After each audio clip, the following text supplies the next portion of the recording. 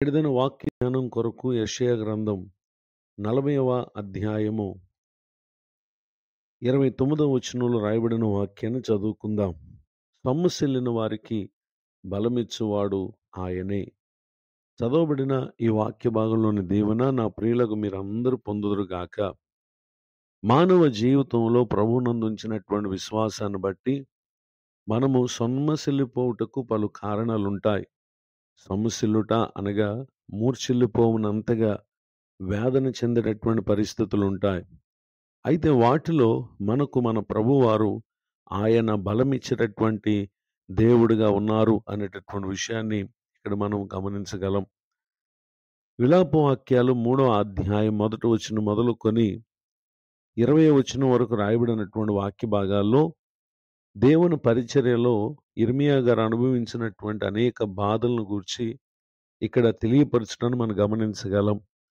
అట్టి బాధను వేదనను అతడు అనుభవించడానికి ప్రభువే అనుమతించి ఉన్నారు అనేటటువంటి విషయాన్ని ఎరిగినటువంటి వాడై ఎంతో కష్టమును అతడు అనుభవించటను మనం గమనించగలం.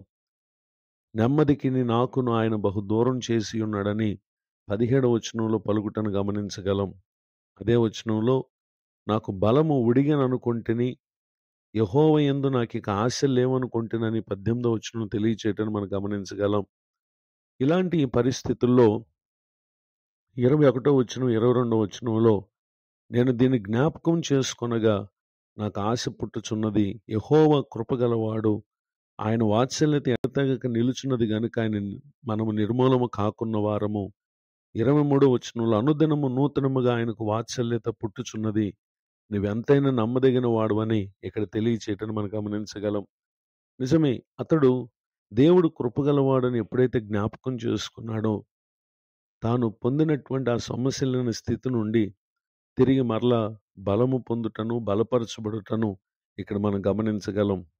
అటు అనుభవాలలో నుండి 25వ వచనంలో 26వ వచనంలో చెప్పినటువంటి మాట ఏంటంటే, తన్ను ఆశ్రయించు వారి ఎడల యెహోవా దయాళుడని, తన్ను వెదకు వారి ఎడల ఆయన దయచూపువాడని, నరులు ఆశ కలిగి యెహోవా అనుగ్రహించు రక్షణ కొరకు ఓపికతో కనిపెట్టుట మంచిది అని ఇక్కడ తెలియచేయటను గమనించగలం. నిజమే, సమస్యలకు కారణమైన పరిస్థితులు ఎన్ని మన జీవితంలో వచ్చినా మనకు ప్రభువారు బలమిచ్చే దేవుడుగా ఉన్నారు గనుక ఆయన అనుగ్రహించే రక్షణ కొరకు మన ఓపికతో కనిపెట్టడం, అది మన ఆధ్యాత్మిక జీవితానికి ఎంతో మేలు కలుగు చేస్తుంది.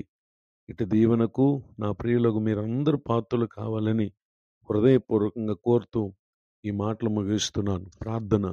కృపగలిగిన మా తండ్రి, వందనాలు. నేడు విన్న ఈ మాటల చేత మా ప్రియుల ఆత్మకు మేలు కలుగు చేయండి. దైవజనులను, వారి కుటుంబాన్ని, సేవా పరిచయం దీవించండి. కృంగిన వారిని, దుఃఖితులను లేవనెత్తండి. మరి ఒక నూతన సంవత్సర దయాకిరీటాన్ని పొందిన మా ప్రియులు తమ ముందున్న సంవత్సరాలలో తాము ఎదుర్కొనే ప్రతి పరిస్థితుల్లో కూడా బలమిచ్చే మిమ్ములను చూచి ధైర్యవంతులుగా ముందు కొనసాగటానికి సహాయం చేయండి.